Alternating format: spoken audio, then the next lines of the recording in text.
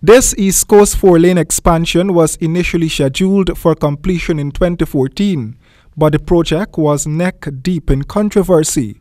The $468 million contract at that time, which was awarded to Falcon Transportation and Construction Company and Dipcon Engineering for Phase 1 of the project, which began in 2013, had to be terminated because of the poor quality of work.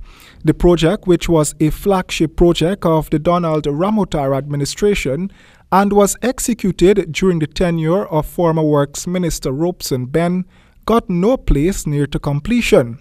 Nightly News approached Chief Works Officer Mr. Jeffrey Vaughn for a comment on this issue on Tuesday. It had some issues in terms of quality.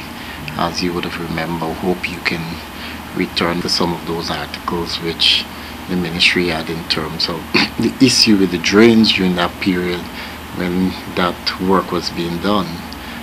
So now we have to ensure that we cater for those little shortfalls that we had during that. Now, for the first phase, the Falcon Construction was responsible for, among other things, the clearing of the right-of-way, the laying of white sand base, the construction of reinforced concrete drains on both sides of the road, and the construction of temporary timber bridges at key locations to facilitate access during the construction period between Better Hope and Triumph on the East Coast Demerara Public Road.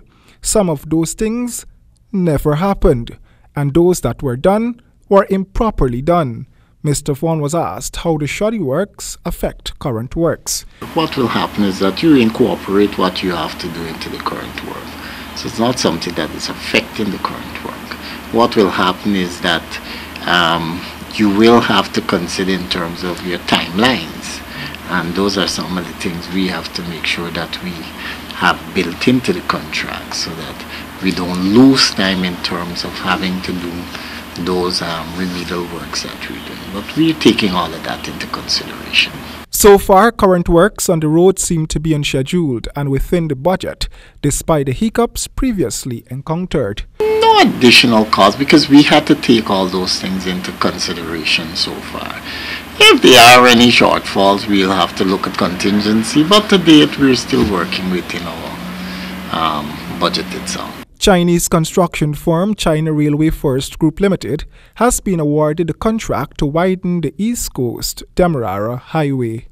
Royden James, HGP Nightly News.